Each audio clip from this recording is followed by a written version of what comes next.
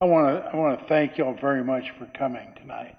Uh, this is a very important meeting about the future of Sacred Heart, and so I want to thank Patrick Coleman and Edgar Rosario.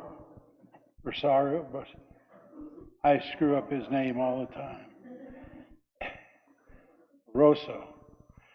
Anyway, um, just so we're not distracted, can you please either turn off or silence your cell phones or computers if you've brought one? And if at the end of the meeting you have a question, we'd ask for you to stand so everybody can hear you. Most everybody can hear me all the time, but it's better that those of us that are hard of hearing uh, have have you stand up. Uh, Avoid interruptions. Patrick is a very good speaker, and he's very knowledgeable in his field of expertise. And there's always an opportunity or temptation to discuss something while somebody else is talking. So, there's always a meeting after the meeting. Can we hold those side conversations afterwards? Because here again, I can't listen to three conversations at one time. Father Rudy, would you like to lead us in prayer?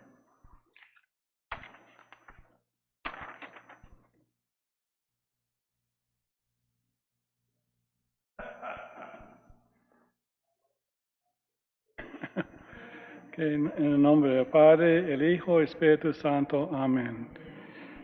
Dios nuestro, le damos gracias por este momento que nos das. Estamos aquí para hacer tu voluntad para esta parroquia. Hacemos, Señor, bendice nuestro trabajo, bendice todos los esfuerzos, y bendice esta cosa que vamos a empezar en tu honor y en tu gloria. Lord, we gather in your name and we thank you for this opportunity you give us to grow this parish. Bless this efforts. Bless those who are helping us. And may everything we do be for your honor and glory. We ask this through Christ our Lord. Amen. In the Father, and the Son, and the Holy Spirit. Amen. And now, the Archdiocese, living out here in Comfort, we're kind of far from downtown San Antonio. But the Archdiocese has a lot of talented people there, and they help out with the Archdiocese. And so when we were talking about undergoing this project, I said, well, they have a developmental office. Well, what would they do? Well, they do things like this. So we have Patrick and Edgar, and they do this. They're experts. They do this. So we invited them to come, and they've been very generous with their time, and we're very grateful for them. So without further ado, I'd like to present to them. Please give you their full attention, and let's support them the best way we can. Thank you all for coming.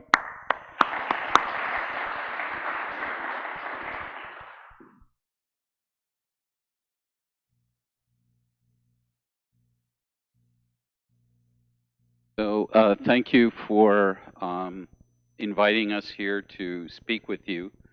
And, welcome to you all. Bienvenidos a todos aquí.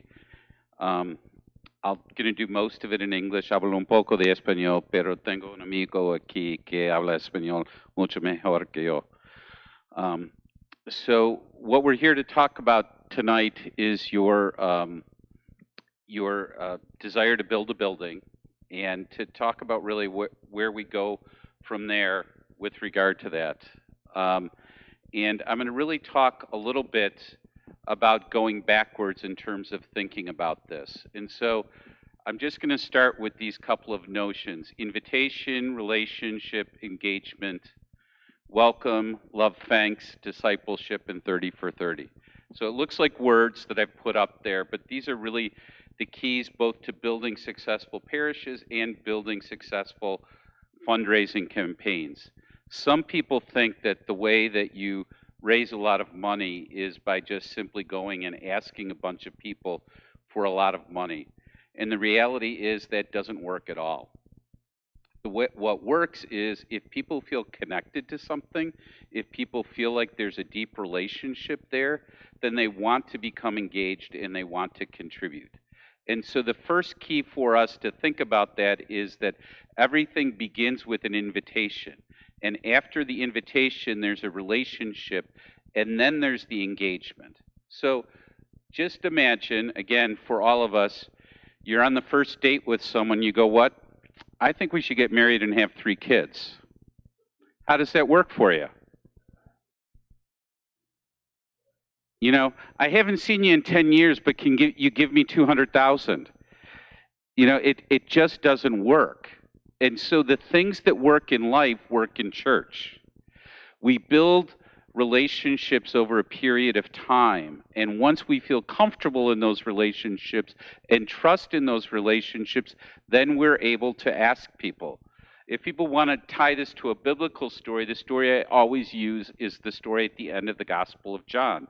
So the post-Easter story, where Simon meets John, where Jesus meets Simon, son of John, at the edge of the water, and he says, Simon, who do you say I am? And he says, you know, you are my Lord. And he says, feed my sheep. And then he asks him again, and again he responds, you are my Lord, feed my lambs.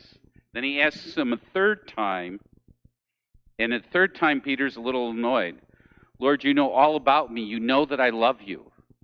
And at that point, where there's a relationship of love that's been acknowledged 3 times, he says, okay, come follow me.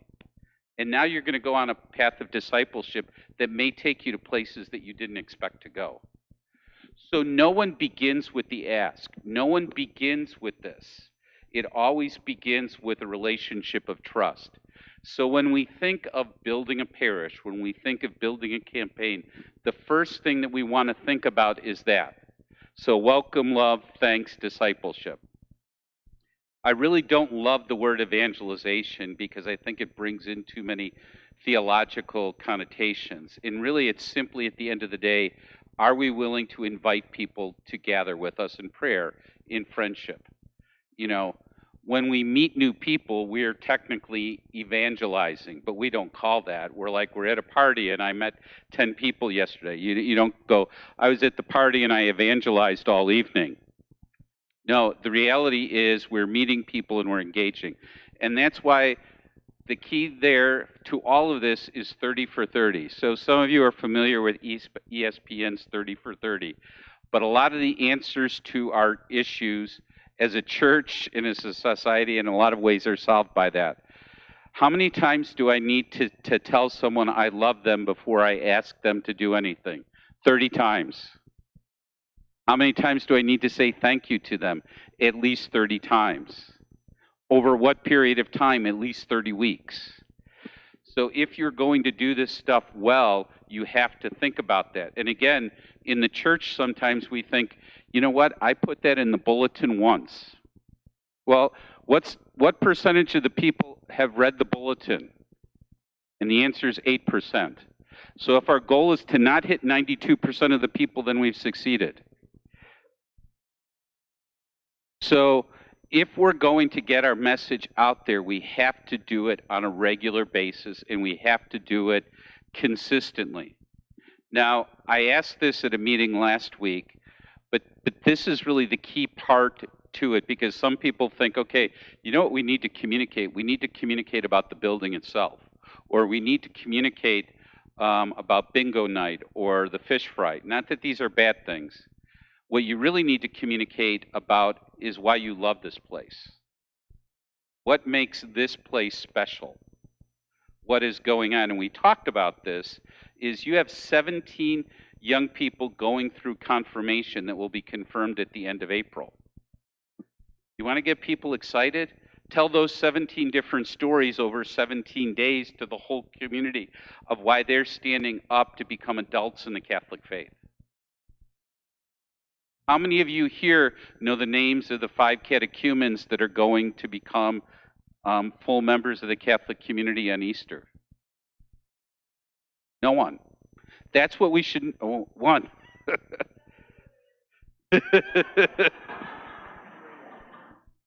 But this is what we need to know, because they're coming in and say, this is so important that I've dedicated myself to learn about this place.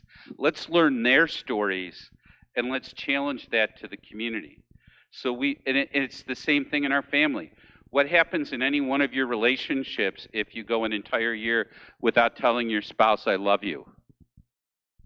Now, I know I was at one meeting where one of the husbands says, well, that that happens to me all the time. No one tells me they love me.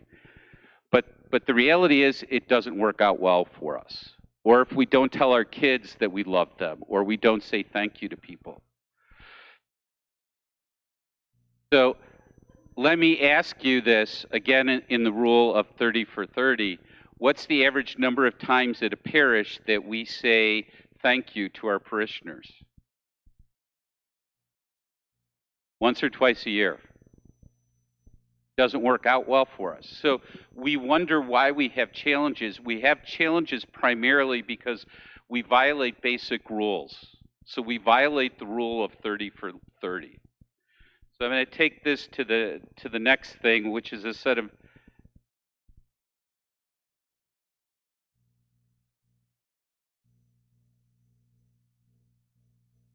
and go to these numbers now. So I talked about 30 for 30 and I talked about 1. The next number is 68. If we say thank you to someone, people are 68% more likely to become active in that activity again. I did this at a parish, and we sent out a thank you note to all the parishioners after Easter with a picture of the pastor on it. The people were so surprised that they got a thank you note that 125 of them wrote thank you back. They wrote a little letter back. So we need to do that. This is probably one of the most difficult sets of numbers, 18, 4, and 10. 18% is the number of percent of Catholics participating in regular liturgy a few years ago. So that meant that 82% weren't participating. We're likely now down to 14%, and we're on our way to 10%. So as long as we think that 90% of the people not participating is a good thing, then we don't need to change. And again, I know that's hard, but the flip side, which is part of some survey research that we did, is we found out, and we surveyed everyone in San Antonio, we found out that if we are just a little bit more inviting and a little bit more focused on welcoming, we can increase mass attendance by at least 40%. So people are like, oh, we need to do a big advertising campaign, we need to do this. No, we don't. We need to invite, we need to welcome. Again, let's just assume we are at 18%. If all of you here invited one person to come with you to Palm Sunday or Easter Mass, what happens? We go from 18% to 36%. And the next year, if we do it again, we're up to 72%. So what's the key to actually building our base? It's us inviting our friends and family who don't come to church regularly to pray with us. And maybe some of them will say no, and that's okay because maybe they're not ready at this moment in the Spirit. But if we don't ask them, then they'll never come. So let me ask you, how many of you here have invited like a neighbor or something to come to church with you? So 3 or 4. And again, I had this conversation with the deacons 2 weeks ago. I said, do you ever get up and talk about your ministry and why it's important? And a bunch of them were just kind of, they were fidgeting in their seat. And I said, well, if you don't think your ministry is important, maybe then we shouldn't fund it. I said, you know, we're giving you $700,000 to fund your ministry, but if you don't think it's important, then maybe we shouldn't fund it. If we don't think our Catholicism in our parish is good enough to invite our friends and family to, then we do have a real issue. You know, it isn't the pastor's responsibility and everyone else to do this. This is part of ours. We pass on the faith ourselves. So how do we go from 18% to 72%? By inviting 2 people. And does that seem like something that we could do? So again, one of the things that I was talking with the group about is one of my friends who is in Billings, Montana, small rural community, smaller than we are here now. He did what we're going to talk about here of invitation, and he did 3 things. These were the 3 things that he did. He and his staff were outside of church before and after every Mass for 5 to 10 minutes. The second thing that they did was they sent a weekly email about things that were going on in the parish that were important for the people to know. The third is they called some of the parishioners quarterly just to check on them. Those 3 things increased Mass attendance by 50%. Just doing those 3 activities. Stood outside. We made a few calls. We sent an email. Basically, we let people know that we cared about them. His Mass attendance went up by 50% pre-COVID. So whatever it was pre-COVID, it went up another 50%. His giving went up 100%. So what I'm talking about is not something that we don't know works. It's something that we know absolutely works. But it's different than how we often think about it. Our biggest issue as a Catholic community is not that we don't have people that are active, but we need to get more people active. We need to build our base to make it more successful. The next one, which is really interesting and comes back to the family. So Pillar, which is a company that's done some really interesting research as well. They looked at what impacts the likelihood that someone will remain Catholic into adulthood. And they found out that the #1 factor that impacted whether someone retains their Catholicism into adulthood is whether the family says grace at meals. You are 41% more likely to retain your Catholicism if the family consistently says grace at meals, which is amazing. And you're 82% more likely to retain your Catholicism if the family says grace at meals and goes to Mass together. So again, when you think about that, that will start to change the way we think about formation, because clearly, again, formation for people to retain their Catholicism isn't like math class. It isn't like learning 3 times 3 equals 9. It's learning a set of behaviors and a set of way of being. And that's going to happen through prayer, through reflection, but also through the family. The next is actually, I'll skip and come back to. And I'll skip 5 seconds. I'll go to 8 to 12. So one of the things that I've been talking to people about is, when do you think most people are actually thinking about church or thinking about responding to things for church or looking at that? And the answer is between 8 p.m. and midnight. So I was at a cathedral one day, and they're like, oh yeah, our parish is open from 9 to 5, and if someone wants to sign up, they can do that from 9 to 5. I go, well, that's great, except your parishioners want to sign up at 8 o'clock at night. So if you want them to call, then you're going to have your office open until midnight every night.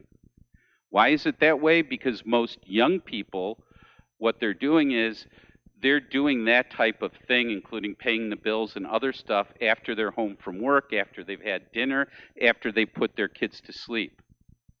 So the thing is, are we making it easy for us as a parish office, or are we making it easy for our parishioners to sign up? Does that make sense? So follow on to that, what is the worst day to do parish registrations? Any day but Sunday or Saturday evening. Again, the analogy that I use with people is, let's say you're going to Target. And you're like, oh, there's a big screen TV I want to buy. And you go to the checkout, and they're like, oh, no, you can't check out today. You have to come back at Wednesday at 3 o'clock. What business runs itself like that? No one. The church. And we wonder why. And the flip side is, people are like, well, no one wants to sign up. I was with someone from our pastoral center who tried to register at 2 different parishes, filled out the information, and no one called her back. So this isn't necessarily, and that's what our survey research showed. Our survey research showed that 92% of our Catholic community here in San Antonio have a deep connection to their faith. What they're losing is their connection to their parish. It's dropped from 86% to 68%, primarily because, and these were the top 2 things, they don't feel invited, they don't feel known, they don't feel welcomed. If you ask them what was important to them, their answers would surprise you on a theology basis. It's like respect for life, sacredness of the Eucharist, adoration. So, and we tested all of these things. We said to people, you know, would you come to church more if we had pizza after every Mass? Would you come to church more if we had more donuts? Would you come to church more if we were easier on the theology, or if we had all classical music, Latin music, all of that stuff? And the answer was, we will come to church more if we feel invited and welcomed and accepted. And during the liturgy, if we're celebrating those things that are sacred. Which is the answers we'd want to hear, right? And one of the guys that we worked with on the research, Frank Guerra, he said, because we did this first with a bunch of the pastors, and we talked to them about this for 2 hours. I talked to the deacons about this for 5 hours 2 weeks ago. And you could have heard a pin drop the entire time. And we asked them, a couple of the pastors like, well, I knew that. Kind of. So, of the 50 things that we tested, did you know the 2 that were going to be the most important? Were you certain that those were the 2 things that were going to be the most important? And they couldn't answer that question because they didn't. Our people are expecting that our liturgies are good and that we're celebrating the sacredness of life. What differentiates their willingness to get involved is if they feel invited and accepted, if registration can happen on Sunday, if people will welcome them on Sunday. Example, and I know you guys are changing this, but I said for every parish that is getting ready for Palm Sunday and Easter Sunday, you know what that is? That's our Super Bowl. That's our Super Bowl. And I can't tell you how many parishes I've been at where people start to complain about priesters or CEOs, Christmas and Easter only, or people of the flowers, people who only like poinsettias and lilies, you know, and they're like, but if you were any other organization, you'd say, you know what, I've got 500 new people here this Sunday. So how much time are we spending as a parish community thinking about welcoming those people as we are about the liturgy? So if we had 2 roles on Easter, 3 roles on Easter Sunday, this is it. Celebrate the Eucharist, you know, celebrate liturgy with the community and welcome the new people. One of the pastors I know that did this, and we did this last year, you guys are going to look to do that going forward. He was able to get 800 new people to sign up for his parish in a single weekend. What's the key, though, if someone says they want to join you? What do we need to do on Monday or Tuesday? Yes. You know, so again, it isn't that they invite, we have to respond, and we're going to have to call them by name at least 3 times, or as I've said here, 30 times. This will work, and we know it works.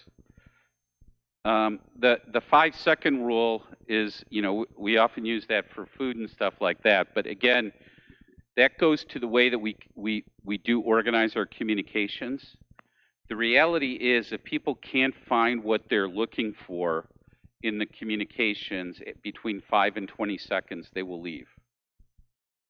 So whether it is an email or a website or a social media posting, people's attention span is limited to that.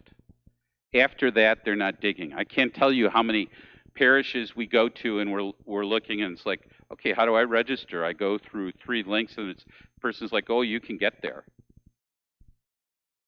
No. And this group is already starting to think about how they can do that differently. But the rule is what everyone should know, just like we should all know the name of the 5 people that are coming. Well, what are their names?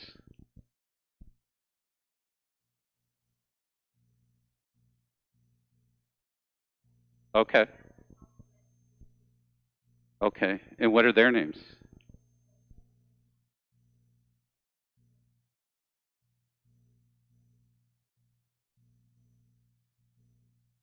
So there's going to be a quiz for the community on Easter Sunday to know all those names.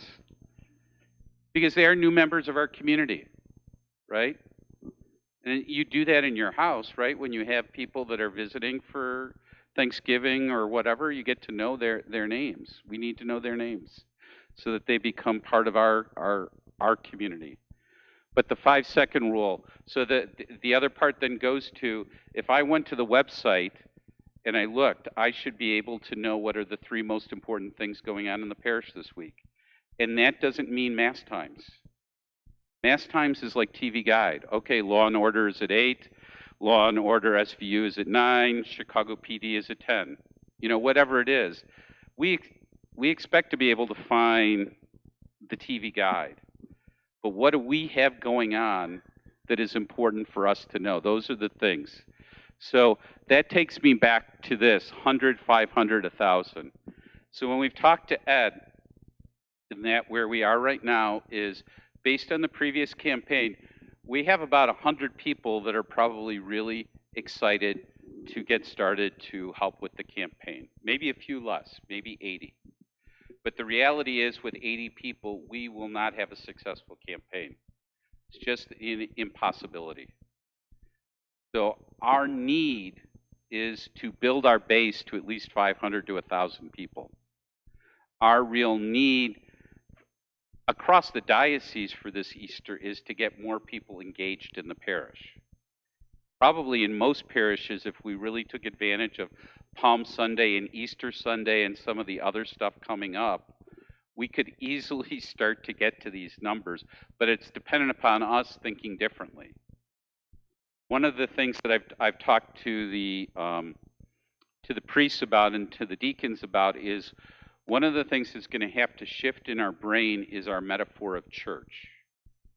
A lot of us, our metaphor for church is the church of our childhood, and we universalize that experience to how church should be for everyone. I went to a church that had this type of music, and so that's what I love. I went to a church that had these type of pews, and that's what I love. And what I'm saying is that type of church, my church, for example, in the entire time I was there, you know, we all went to Mass every day before school. We could say rosary in 4 minutes or less. Hail Mary, full of grace, the Lord is with thee. Blessed art thou amongst women, blessed fruit of thy womb, Jesus. Holy Mary, Mother of God, pray for sinners, now at the hour of death. Amen. You know, we played Queen of All Saints in basketball, and we knew that Our Lady of Victory liked us and didn't like her. You know, so we knew those things, you know, as a community, but that isn't there. We need to go back to a different metaphor, and the metaphor that I would ask us to think of is the gospel metaphors, the metaphor of Jesus going out and inviting people and meeting them, a metaphor of redemption, the metaphor of Paul that was somewhat dangerous, where the communities were inviting others to pray this dangerous faith that we called Christianity and Catholicism. The metaphor of Peter as our first leader, who denied Jesus on multiple times, failed, was forgiven, and became a saint. I mean, it's amazing. Peter was not perfect. Peter found himself on a path to holiness through forgiveness. So we have metaphors that will work for church. It's just not the metaphor of guilt. You should go because I told you to go. You should go because your grandmother says you're going to hell. You should go for whatever that is. No. Our role is to invite The Holy Spirit's role is to provide for the opportunity for conversion. We're not going to convert anyone ourselves, but we're going to create the context for that by the way we live, by the way we love, by the way we invite. So what we need to do, or what I'm encouraging the parish to think about, is let's not focus first on the building. Let's focus first on building our base.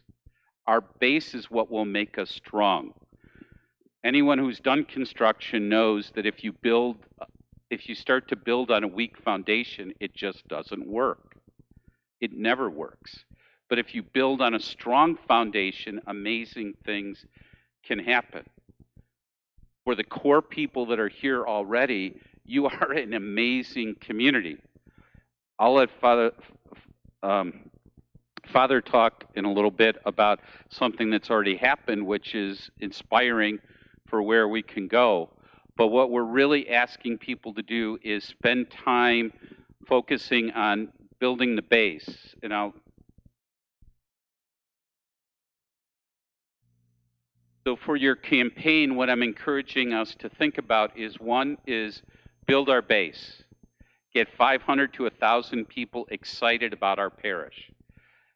And I asked this question a couple weeks ago when we got together. I said, what do you love about Sacred Heart? And let me ask that now and just ask a couple of you to answer that question. What is it that you love about this parish? People. The what? Pastor. We heard that last week too. From a different person. Which is great. What do you like about the parish? Inclusive. You love about the parish?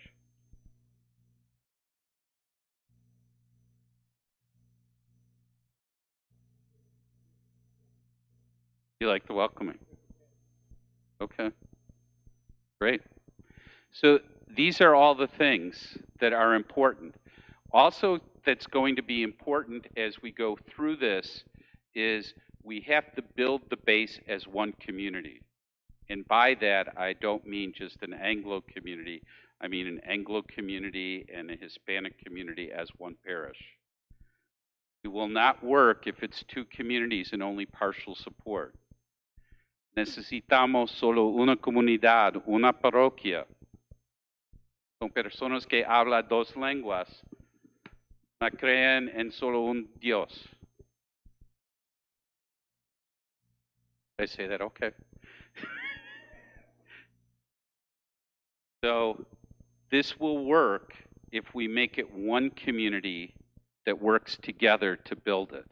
This will work then also is we build consensus on the project itself. You talked about this again in 2016. Some of you have been thinking a lot about this, but you have a lot of new parishioners, and you have a lot of people that never really were bought in. So we have to get the other next 400 as bought in as the first 100 were. And that's going to take time. And it's going to take telling a story. Again, I love the pastor. And with this, we're going to do faith. I mean, one of the great stories I heard a couple weeks ago was about Mary, Mother of the Church, which is one of our new parishes, right?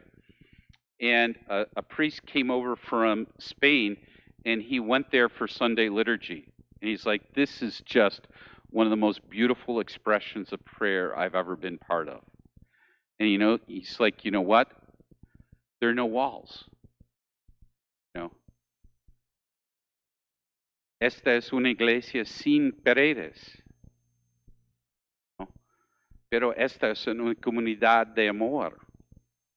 It's a community of love, and you could feel that there. And it was building something special. And he said, you know what? In Spain, we have beautiful cathedrals and beautiful churches. And you know what? No one's in them. So we don't build buildings here because we want to build buildings. We want to build because it serves the mission and serves the people. And we do that by getting the whole community involved. I remember one time This was at my home parish. Our pastor was really convinced that he wanted a new organ. So someone came one day and said, I want to give you $125,000 to help get new desks for the school.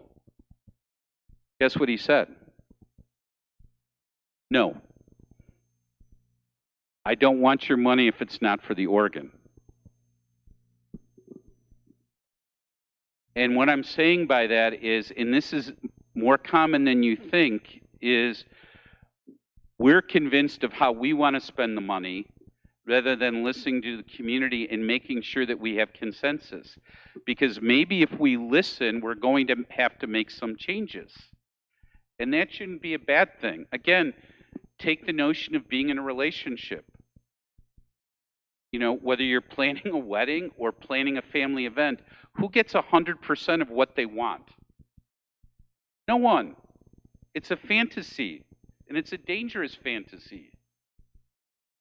On the other hand, if we have 80% of your community excited about doing the project, and it's clear on how that's going to help support the mission long term of what you want to do, it will happen almost in a snap.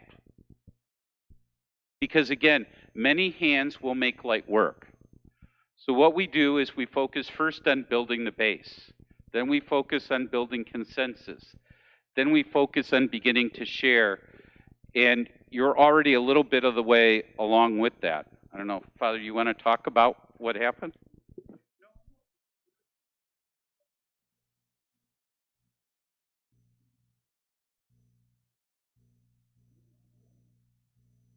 I was at the Archdiocese this afternoon, and you know, I'm always bragging about comfort, right?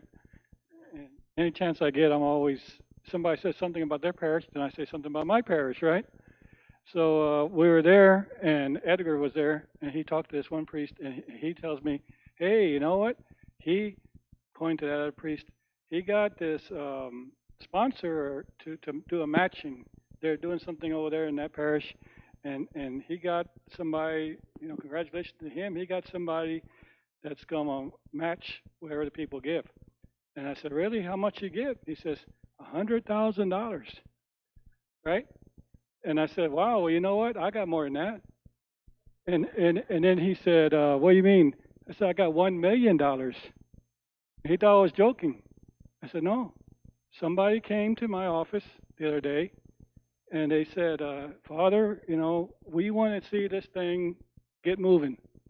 And they said, we want to issue a challenge. We want to stay anonymous. And they were telling me they were grateful to God for all the blessings, and they're doing this out of gratitude to God and their Catholic faith. And they said that we want to give you 3 years, not me, the parish, 3 years to raise $1 million. And if y'all can raise it by selling tacos or donations or whatever you do in 3 years, if you can really raise $1 million, we're going to give an additional $1 million.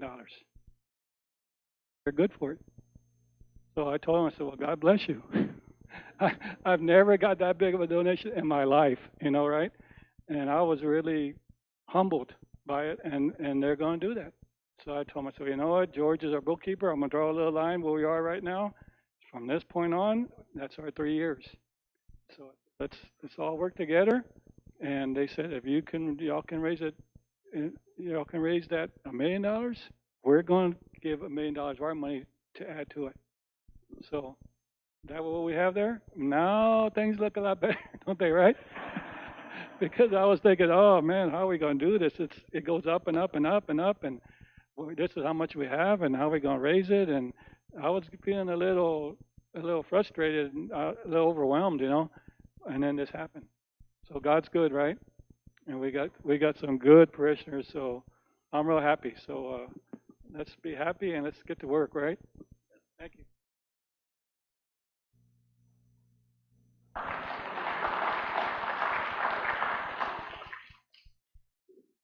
And I think more of that will happen. Again, the more we focus on why we're doing this from a story standpoint. We're doing it to support the catechumens. We're doing it to support the confirmandi. The activities that are going to happen are what is key, not the building itself. And so we move from building consensus to beginning to share.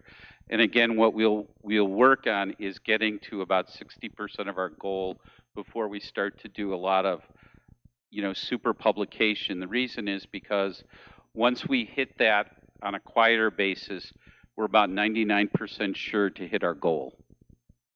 There'll be some changes to the numbers that you guys have been looking at. One of the reasons is because we started to look at it. One, there's been inflation, which is that part of the other thing that we need to think about is we often build buildings without leaving aside money to repair them over a period of time. It's a really strange thing as the Catholic churches do that. Our Catholic hospitals and universities don't. But we think of repairing the roof as a capital project, and really it's a maintenance project. So we need to start to make life easier for the next pastors and the next people so that there's money set aside to help with those things. Again, I think I've told this story a couple times. I was at a church near Assisi and looking at it, and it was like, this is a thriving community, and the parish was building. And this was the year 1200. And then they kept building this church bigger and bigger and bigger. And so the year 1250 happened, and then it's like, in 1250, our church went into decline. And it was because they didn't have enough money to maintain the building. So it isn't just building, it's sustaining it. And again, what are we going to do to sustain it? And then the last part then is sharing more broadly and then beginning to build. So part of what I've talked to the group about is at least looking at the time between now and Labor Day as a time to build the base. Focus less on the building and more on the community. Focus more on building consensus and storytelling, making sure that our foundation is really good, that we get to the 500 to 1,000 people, because then the work of the fundraising that needs to happen afterwards will be good. The other thing that will be just a consequence of this is if we go from 100 active contributors to 500 to 1,000 active contributors, your Sunday collections are going to go up substantially as well. And so there's going to be more money all around for the ministries that we have. And that's one of the challenges that we have as a Catholic community. One of the words we use in theology is mendicancy. How many people know what that is? So that was the church that was came alive with St. Francis. It was that God will provide in our times of need. We often think of the diocesan churches as churches of wealth. That may have been the case centuries ago, but that is no longer the case. We have real needs in all of our faith communities. And so what we need to do is to take on that prayerful mendicant attitude toward God will provide. What we need to do is create the invitation for others to walk with us.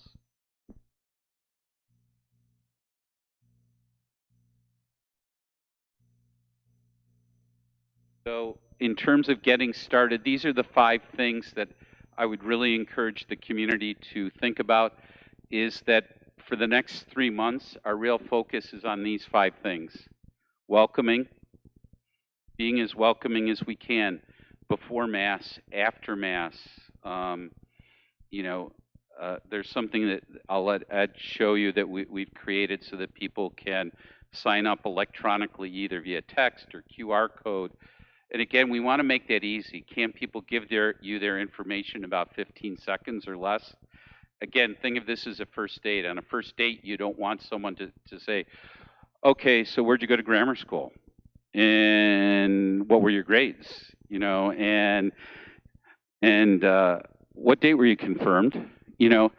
Those aren't the things that you want to know on the first date. It's just like, what's your name? Where are you from? What are you interested in? How can I call you? And that's what our thing is. Let's think of this stuff as a relationship. So begin with welcoming in all its forms. And again, we begin with the basics. We begin by just being outside of church. We begin by giving people this information. We begin by encouraging you to invite someone you know that hasn't been here a while to do that. Can you take it to a next level? You can.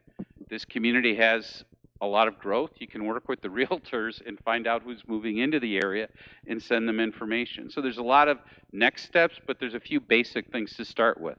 Let's start with saying hello. Let's start with following up with them. Let's start by making it easy for them to get engaged. The second thing is calling. And again, across the board, the dozens of parishes that I know have done this in the last year, it is fantastic. Has anyone done the parish calling before? Oh my gosh. Do it. Volunteer. I mean, they're going to talk here about volunteering to do it. It is one of the things you'll have the most fun with. Go ahead.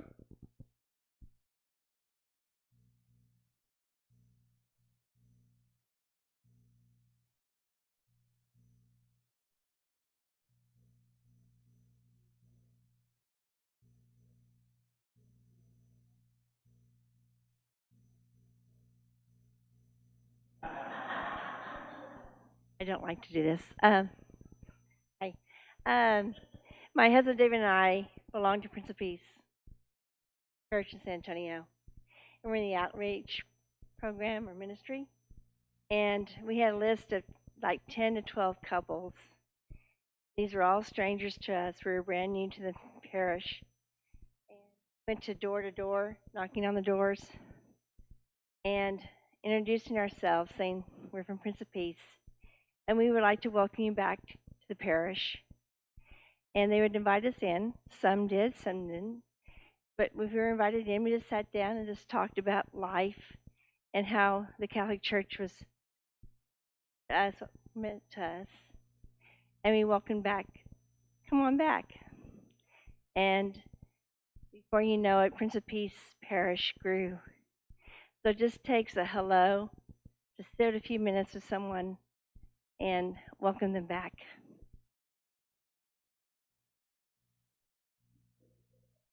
So I'll come back to the personal visitation, but I'll start with the calls. So a bunch of parishes did this during COVID, where they specifically called a lot of the parishioners just to check on them.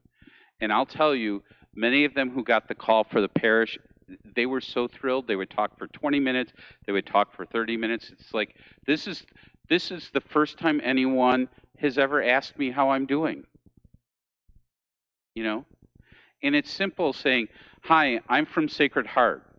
I just wanted to check in to see how things are going with you. Is there something that you'd like us to pray for at the parish? Is there anything that the parish can do to help you?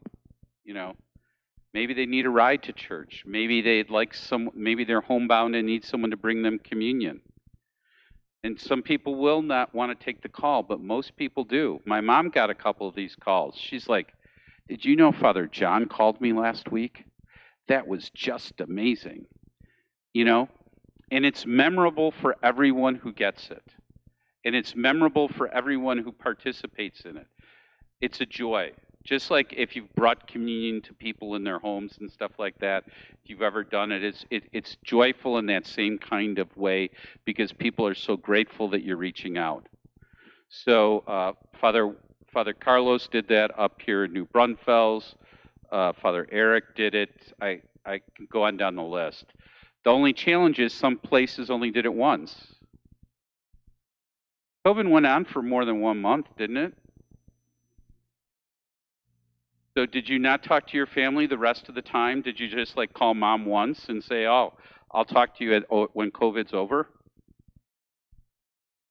So again, we as a church are somehow illogical when it actually comes to church. We think the rules of normal relationships don't apply. So welcoming, calling will be transformational. And it's great. This is a great activity for service projects, for teenagers that are doing it. It's a great activity for anyone who likes this. The third is emailing, like we talked about. Email is very simple. It's like a 300-word note, and it could be something simple like this. This is what a good note is, we're entering the holiest week of the year, and we'd love it if you could rejoin us or join us to celebrate the passion, death, and resurrection that we have. We believe our celebration is so much better than Bernie or New Braunfels.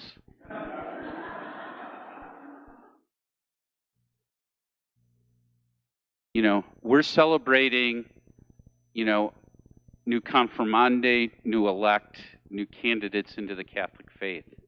I want you to come and meet them. Join us at the Easter Vigil to do that. I'd like you to walk with us at the Passion. And if you'd like to volunteer or get help, let us know. If you'd like to send us a prayer intention, do that. One of the big changes that we made internally with the appeal this year and with the diocese is we no longer have financial goals for any parishes. Our only goal for all parishes is participation. Because we know other things will happen if we get greater participation. That is, and that should be everyone's goal. It isn't a number, it's participation. Sharing your stories. You started them, but that's what we really need to do. The more stories we tell, the more likely we are to be successful. And many of you have grown up in this parish. Well, tell that story to the new people, and have the new people tell their story, or tell the story of the church in Minnesota versus the church in Texas, or the church in Illinois versus the church here in Comfort. Share those stories because that's what binds us. I'm lucky in my lifetime, I've probably visited 2,000 different parishes, maybe more. I love visiting churches and going in the different communities. It's, different people love different things. I love that. I love seeing the differences. So one of them on the visiting side has one of the best Holy Thursday celebrations. I took my folks before my dad died, and we went there. It was a Spanish-speaking Mexican parish.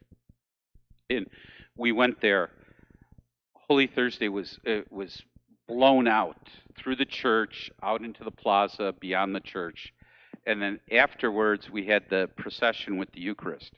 We had 15,000 people walking with us.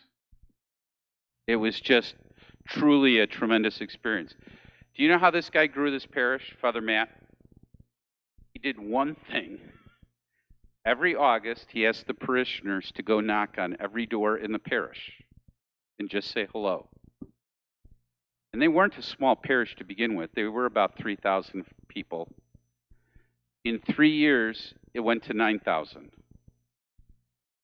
And people first asked, well, do I need to be a theology expert or I'm not trained in the Bible? And the answer was, all I want you to do is invite people and say why you like St. Agnes of Bohemia. And then they'll come, they'll meet our community. Again, the trick isn't just to invite, but then when they come, to be welcoming. We have to be welcoming. We have to make them feel like it's home. So if we share our stories and then thank, again, the thing that we should do the day after Easter is thank everyone.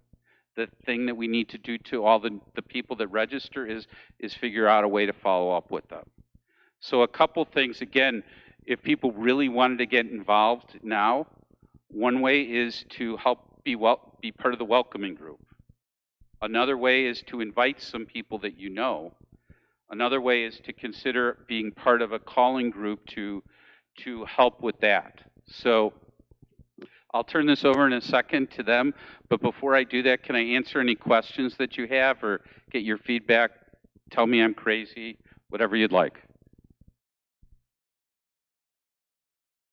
Does this make sense, what we're talking about? Does building the base and going slow to go fast make sense? 30 for 30 makes sense. So if I was to tell people, remember one thing, remember 30 for 30. Say, I love you 30 times. Say, thank you 30 times, and do it over 30 weeks, and then repeat. So Okay, well, I'll turn it over to our chairs here.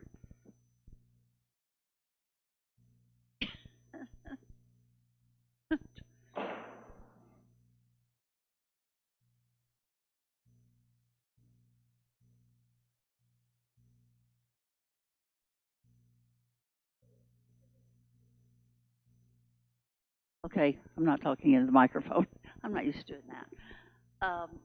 So how do we do that? You know, I got a list and had all these names, like probably, I don't know, 300 or 400 names and 50 phone numbers.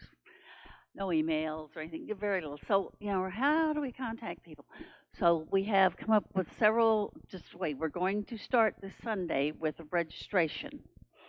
And as Patrick said, we have several ways. You know, you've got your 5 minutes.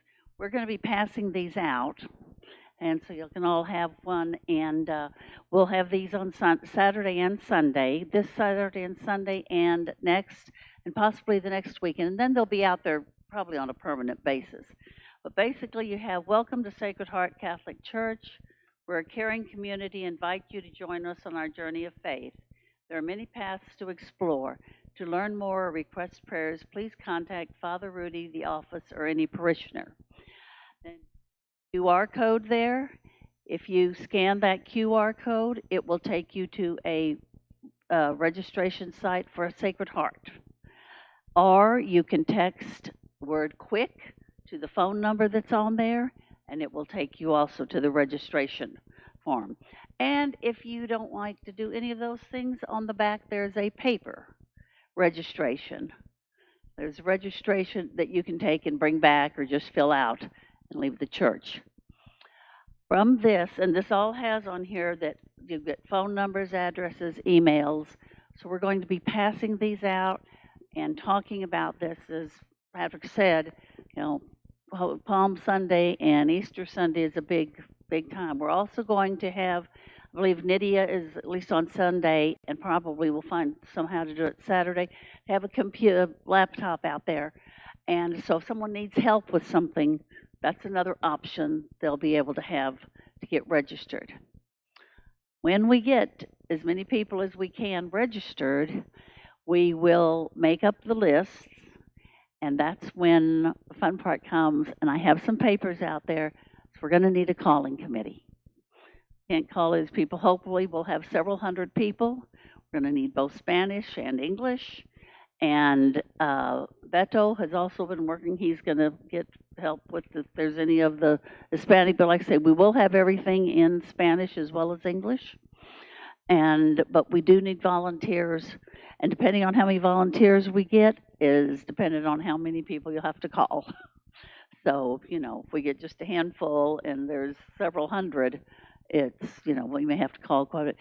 We also will look into hopefully getting some of the youth involved, if, you know, we can get them to make calls too. And then down the line, it's kind of one step at a time, and eventually we'll start emailing people more, as Patrick was saying, some of the different things. But right now, our main focus is getting people in the church that are here and that are coming to church, and so we can reach out to them and basically tell them and spread the same thing that we've been told here tonight. And that's what we have it because we need more people. Yes, Nancy.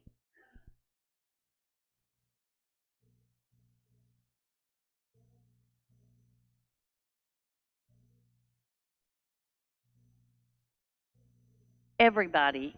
I would like everybody just to make sure, you know, that it's updated, that we have the right thing, because there has been times, and even over the past, you know, we didn't have right addresses, and we had to send out like tax things at the end of the year, and they come back because you don't have the right address or you don't have the right phone and you're trying to get in touch with someone.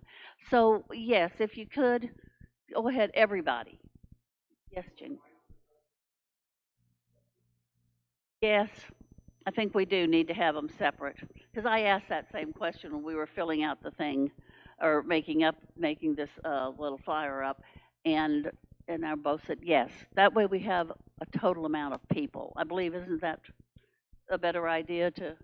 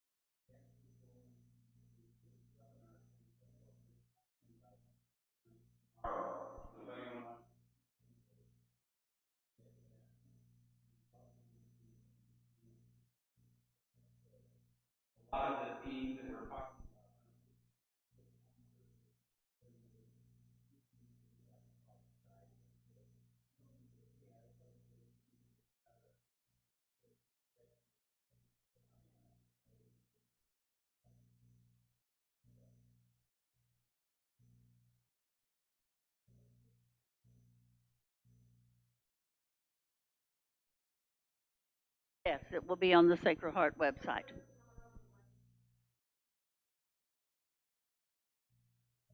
Okay. Will this be on the Sacred Heart website?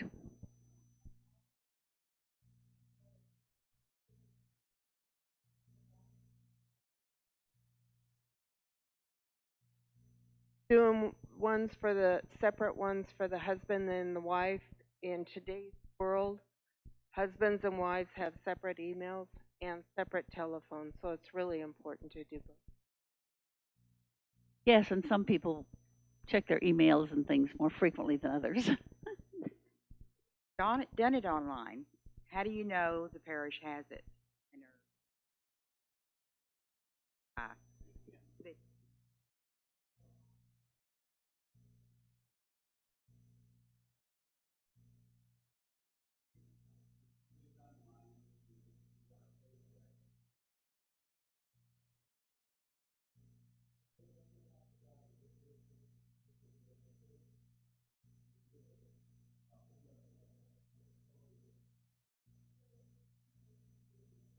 Don't need to do it again. You'll be fine with that. Also, I believe that Dan is streaming this. So, did you say you were recording also?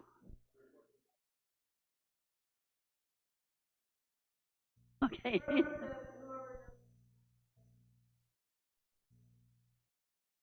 Okay, is there any other questions or comments? Yes, Edgar.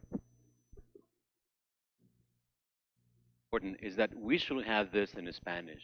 We really should have this in Spanish. And I'm willing to come on a day that accommodates the Spanish speakers to have this conversation in Spanish. Definitely, half of your community is Spanish speakers, if not more. So this has to be said in that beautiful language. I agree. So we will see about trying to get that set up, of getting that set up.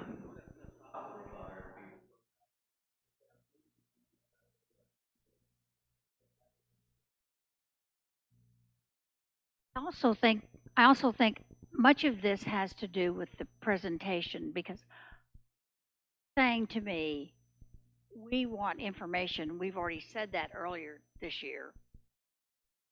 Many of us signed up when we came here, so we're registered. But if we explain that what the reason that we want to do this, make that foremost rather than the gathering, and that's much more invitational and much more exciting when you say,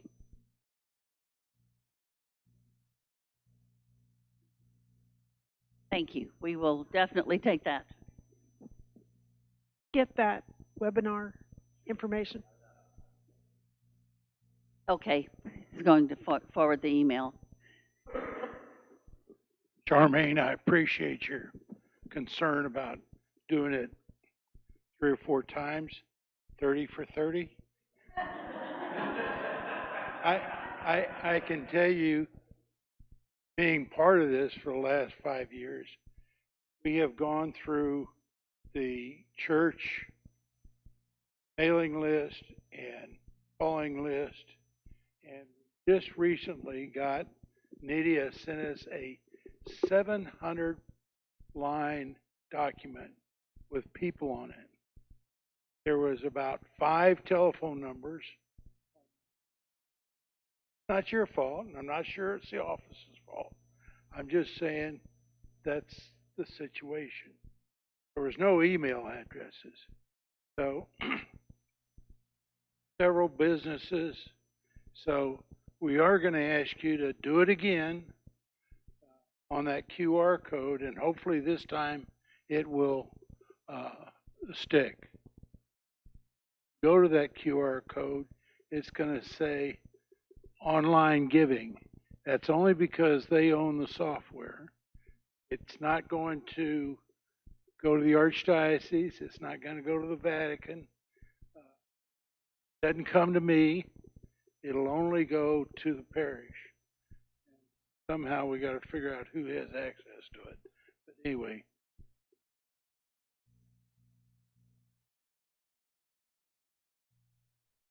What I'm wondering is this something that's going to be done like this weekend or this weekend next weekend, or how are you planning to do this for as many weekends as it takes? What are you thinking? Right now, we're going to do it this weekend, next weekend. As far as an announcement and having it, because as Charmaine was saying, we are going to announce it, and I appreciate your input on that, on what to say and how to approach it. And so we will be definitely announcing it, and the next, probably Easter, we'll just have an announcement. This Sunday, we're going to introduce it, and then possibly again after Easter. So I just don't want to get into, because we're here for Easter, but we will announce it and have the forms and all of the information available for on Easter, because hopefully we will have extra people or people that don't come all the time. So, and then we're probably going to have to play it by ear. Let's see how we get in, whether it'll be once a month or, these things will probably be out all the time. So anyone can register at any time. Oh, I just responded to the last request and called the office and gave them our email address and our phone number. Do I need to do this again? Okay, all right. So like one of the parishes that's doing this right now, Father Rodolfo is doing this at Holy Trinity. And actually what they do is after communion, they have all the new people stand up. And so they ask everyone who's new to introduce themselves and welcome. Some people will do this at the beginning of Mass. Some people will do it at the end of Mass. He liked to do it at the end of Mass, so he asked everyone to make sure they came and introduced themselves to him after Mass, so he had a chance to do it. But, the more intentional we make it, the more successful it will be. And the other thing, as far as the calling, Edgar's been working with me on this, and when we get a committee together, we're going to have a meeting, and we will have a script. Now, as long as you follow it, you don't want to read it so you sound like you're reading, but that it will have, the points of what you should say. It gives you it will give you an idea, like I said, or how closely you need to follow it and whatever, but we will gather the people who are willing to call and have, get a meeting and get everyone together, and we'll be able to hand out the phone numbers and names and that type of thing. So you won't be just like, oh, here's, go call somebody. So you will have a little something thing. These guys are great as far as helping us figure out what we're doing. What else do we need? Else? So, spread the word. That's why, y'all are guesting.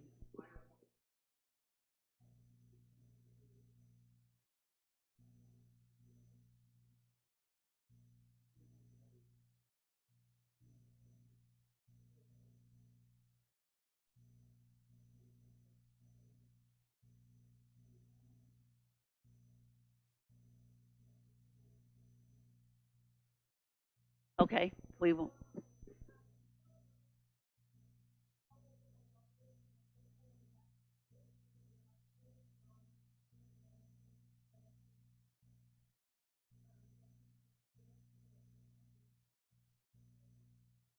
Okay, we will have it on the doors and around outside. We may even have a poster. We haven't gotten that far. We were talking about that earlier. We also have cards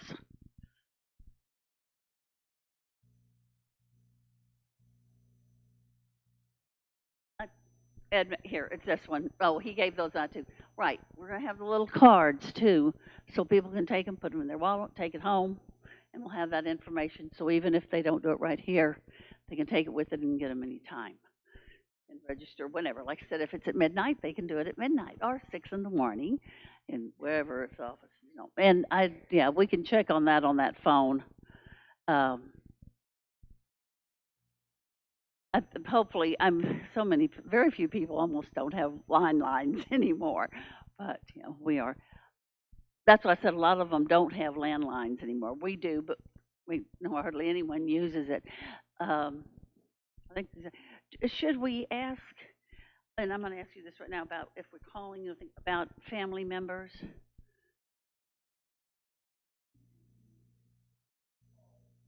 To welcome right. Again, and we found that a really good way is just to say, you know, how are you doing? You know, is there anything we can do? Is there a prayer request that you'd like to make? I mean, I've personally gotten over the last year, we've gotten 15,000 prayer requests. And when you give people that opportunity, it's amazing their thoughtfulness in what they'll write. It isn't just, you know, I'm praying that the Spurs win the playoff game. You know, there's a lot of serious prayers out there. So, you know, the more we focus on church-like things, how are you doing? You know, is there anything we can do to help? Is there, you know, someone you'd like to bring you communion? You'll know. Just kind of view it as meeting a new friend, you know, on the phone. You know, I do want to thank everyone for letting us come and work with your community. We love what we do, and we love coming out here to you know, to visit with you. So thank you for letting us be part of this. Okay. Oh, yes, Nancy. Out of something else. The idea of asking people if they have a prayer request seems to beg the question of who's going to do that. And I'm just wondering if part of what we are up to is having people who are willing to seriously pray for the people's requests that come.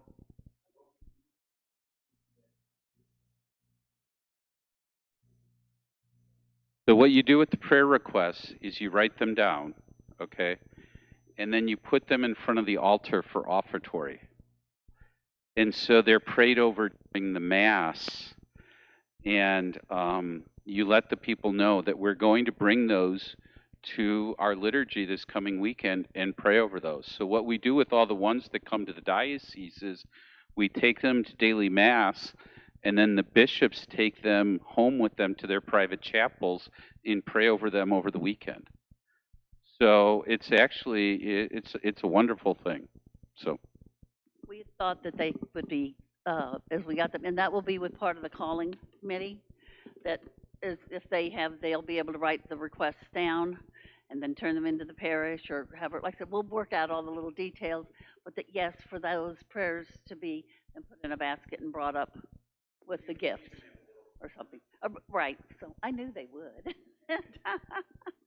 So yes, so we have thought about that. Thank you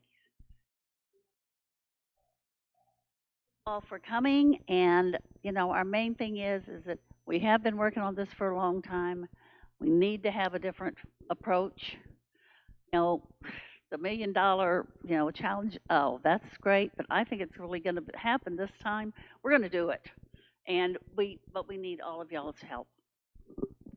So I'll let Father Rudy close us with a prayer, but before we do that, that little text number that you have there, if you change the word from quick to Easter or Pascua, you all can make that $1 million matching contribution today. So Father Rudy said, go ahead, you know, we want to get your cell phone information, but if you really want to give us the $1 million, that would be fantastic too.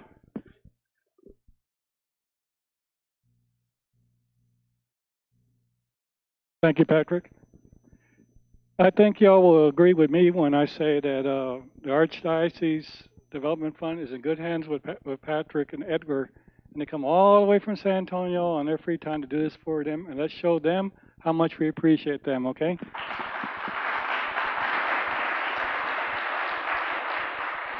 So thank y'all very much, and they're exactly what we needed, right, at this time. So God bless y'all.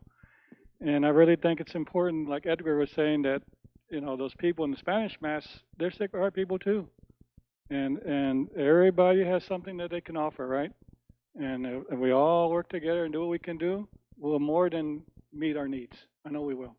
So let's end this meeting in the name of the Father, the Son, and the Holy Spirit. Amen. Lord, we give you thanks for this meeting that we just had. We ask that you watch over us, you protect us on our way home. Bless all our efforts, and may everything we do be for your honor and glory. And we ask this through your Son's name, who is our Lord forever and ever. Amen. Thank you all for coming.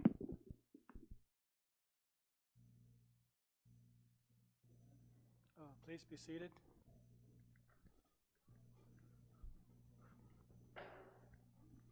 Everybody's looking at me. Why did he say that, right?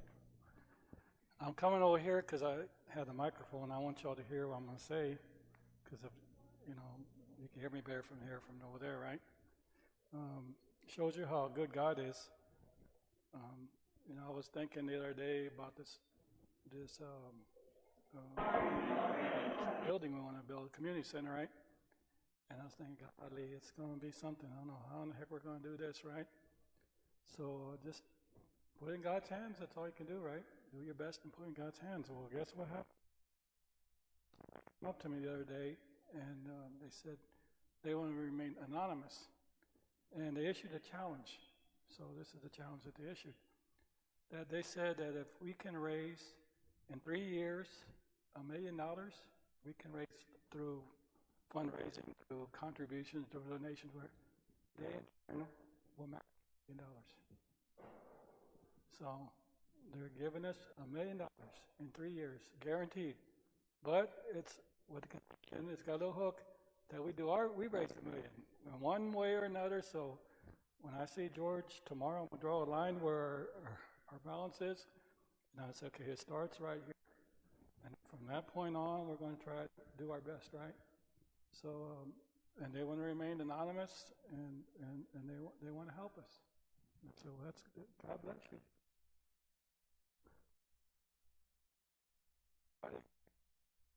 People excited to do things, but you know, if they said if we all can do that in 3 years, then at the end of 3 years, we're going to give our $1 million. We're going to add $1 million to it.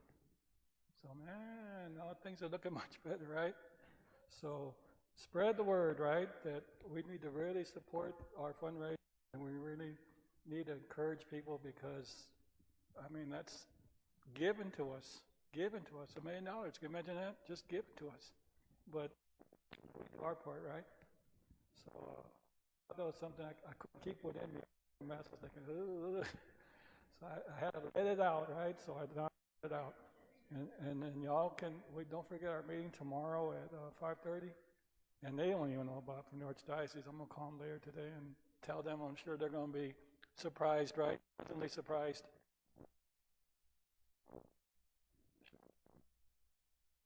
Right?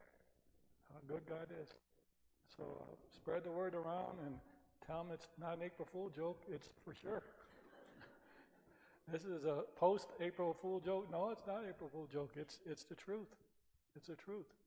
That if we can raise $1 million from wherever we can do it, that they in turn will give $1 million. And that will put us at almost 3. And that's like now we're seeing it. You know, now we're coming real close to seeing it become a reality.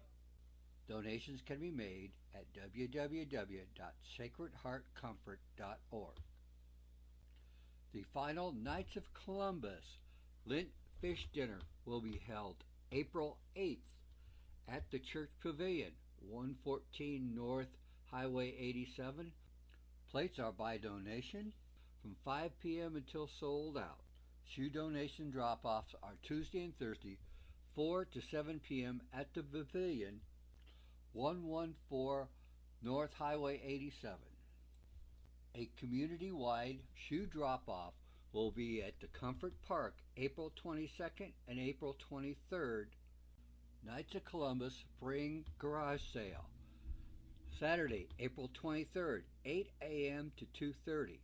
You can drop off donations on April 21st or April 22nd from 10 a.m. to 7:30 p.m.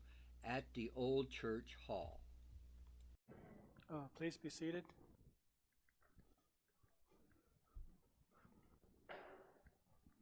Everybody's looking at me. Why did he say that, right?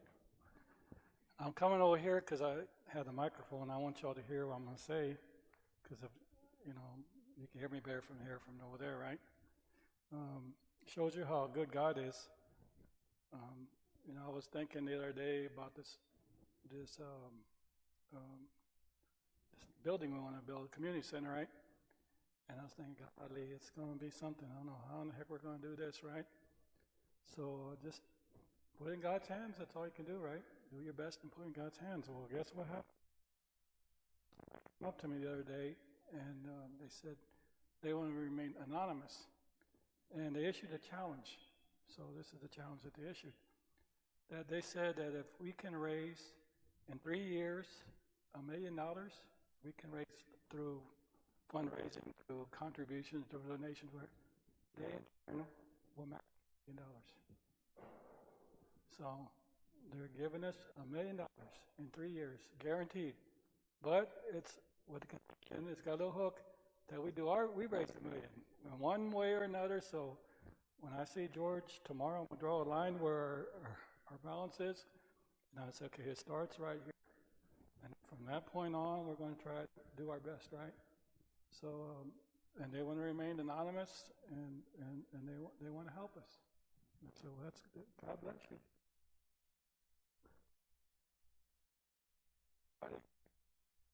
People excited to do things, but if they said if we all can do that in 3 years, then at the end of 3 years, we're going to give our $1 million. We're going to add $1 million to it. So man, all things are looking much better, right? So spread the word, right? That we need to really support our fundraising, and we really need to encourage people because, that's given to us. Given to us $1 million. Can you imagine that? Just give it to us. But we do our part, right? So I thought it was something I couldn't keep within me. I was thinking, ugh. So I had to let it out, right? So I let it out. And then y'all don't forget our meeting tomorrow at 5:30. And they don't even know about from the Archdiocese. I'm going to call them later today and tell them I'm sure they're going to be surprised, right? Pleasantly surprised.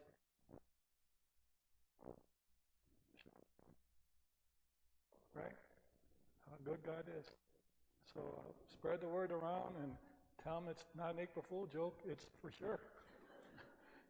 This is a post-April Fool joke. No, it's not an April Fool joke. It's the truth. It's the truth. That if we can raise $1 million from wherever we can do it, that they in turn will give $1 million. And that will put us at almost 3. And that's like now we're seeing it. Now we're coming real close to seeing it become a reality.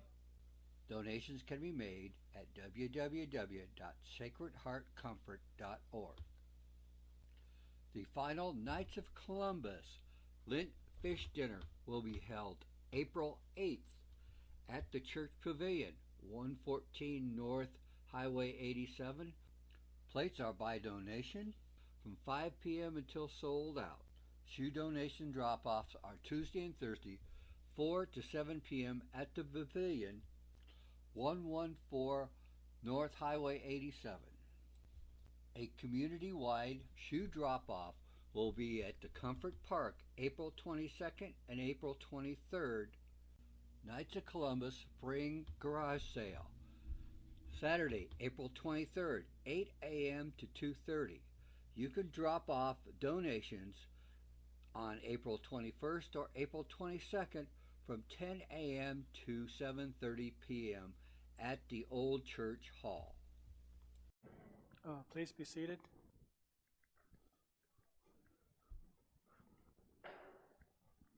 Everybody's looking at me. Why did he say that, right? I'm coming over here because I have the microphone. I want y'all to hear what I'm going to say because, you can hear me better from here from over there, right? Shows you how good God is. I was thinking the other day about this building we want to build, a community center, right? And I was thinking, golly, it's going to be something. I don't know how in the heck we're going to do this, right? So just put it in God's hands. That's all you can do, right? Do your best and put it in God's hands. Well, guess what happened? Came up to me the other day, and they said they want to remain anonymous. And they issued a challenge. So this is the challenge that they issued. That they said that if we can raise in 3 years $1 million, we can raise through fundraising, through contributions, through donations, where they in turn will match $1 million. So they're giving us $1 million in 3 years, guaranteed. But it's with the condition, it's got a little hook that we raise $1 million in one way or another. So when I see George tomorrow, I'm gonna draw a line where our balance is, and I say, okay, it starts right here, and from that point on, we're going to try to do our best, right?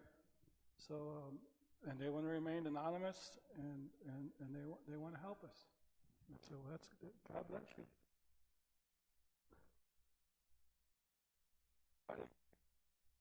People excited to do things, but if they said if we all can do that in 3 years, then at the end of 3 years, we're going to give our $1 million. We're going to add $1 million to it.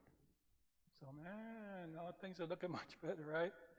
So spread the word, right? That we need to really support our fundraising, and we really need to encourage people, because I mean that's given to us. Given to us $1 million. Can you imagine that? Just give it to us. But we do our part, right?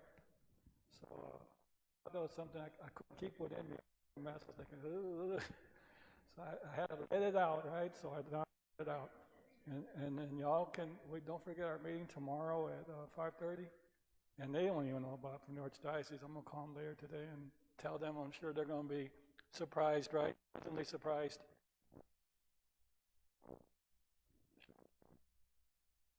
Right? How good God is. So spread the word around and tell them it's not an April Fool joke. It's for sure. This is a post-April Fool joke. No, it's not an April Fool joke. It's the truth. It's the truth.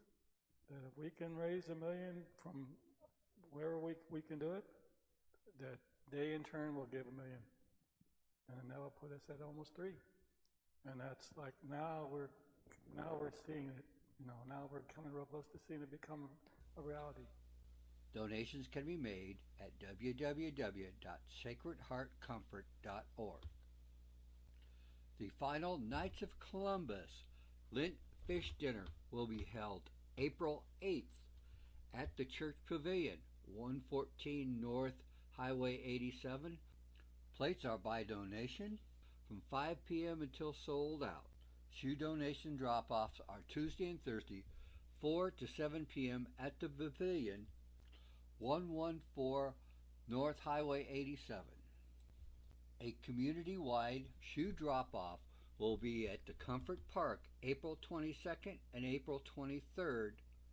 Knights of Columbus Spring Garage Sale. Saturday, April 23rd, 8 a.m. to 2:30. You can drop off donations on April 21st or April 22nd from 10 a.m. to 7:30 p.m. at the Old Church Hall. Please be seated.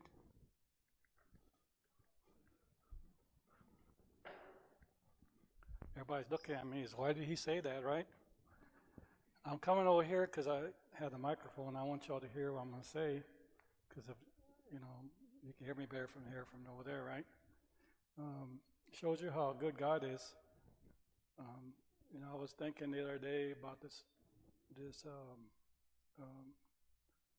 building we want to build, a community center, right? And I was thinking, golly, it's going to be something. I don't know how in the heck we're going to do this, right?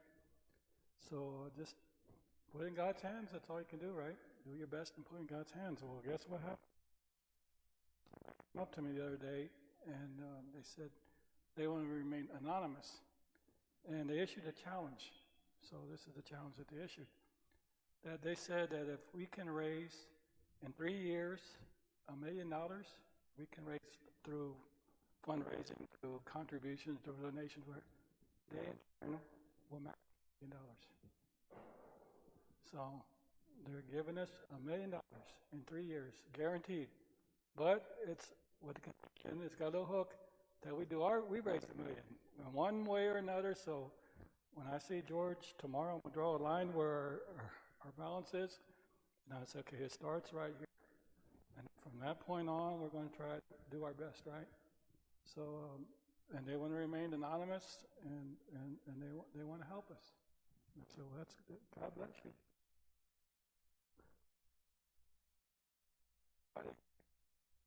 People excited to do things, but you know, if they said if we all can do that in 3 years, then at the end of 3 years, we're going to give we're going to add $1 million to it.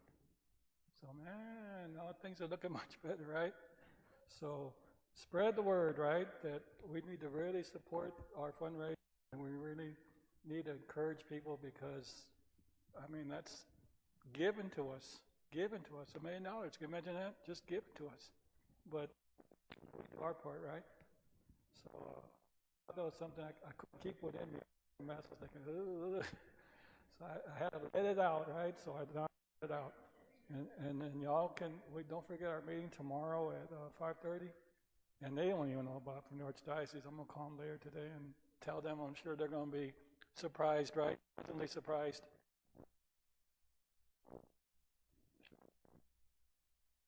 Right? How good God is. So spread the word around and tell them it's not an April Fool joke. It's for sure. This is a post-April Fool joke. No, it's not an April Fool joke. It's the truth. It's the truth. That if we can raise $1 million from wherever we can do it, that they in turn will give $1 million. And that will put us at almost 3. And that's like now we're seeing it. You know, now we're coming real close to seeing it become a reality. Donations can be made at www.sacredheartcomfort.org. The final Knights of Columbus Lent Fish Dinner will be held April 8th at the Church Pavilion, 114 North Highway 87. Plates are by donation from 5 p.m. until sold out. Shoe donation drop-offs are Tuesday and Thursday, 4 to 7 p.m. at the Pavilion, 114 North Highway 87. A community-wide shoe drop-off will be at the Comfort Park April 22nd and April 23rd. Knights of Columbus Spring Garage Sale. Saturday, April 23rd, 8 a.m. to 2:30. You can drop off donations on April 21st or April 22nd from 10 a.m. to 7:30 p.m. at the Old Church Hall. Please be seated.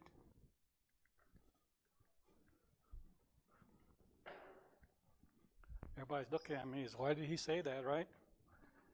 I'm coming over here because I have the microphone. I want y'all to hear what I'm going to say because, you know, you can hear me better from here from over there, right? Shows you how good God is. You know, I was thinking the other day about this building we want to build, a community center, right? And I was thinking, golly, it's going to be something. I don't know how in the heck we're going to do this, right? So just put it in God's hands. That's all you can do, right? Do your best and put it in God's hands. Well, guess what happened? They came up to me the other day, and they said they want to remain anonymous. And they issued a challenge. So this is the challenge that they issued. That they said that if we can raise in 3 years $1 million, we can raise through fundraising, through contributions, through donations, where they in turn will match $1 million. So they're giving us $1 million in 3 years, guaranteed. But it's with the condition, it's got a little hook that we raise $1 million in one way or another. So when I see George tomorrow, I'm gonna draw a line where our balance is, and I say, okay, it starts right here. And from that point on, we're going to try to do our best, right? So, and they want to remain anonymous, and they want to help us. And so that's, God bless you.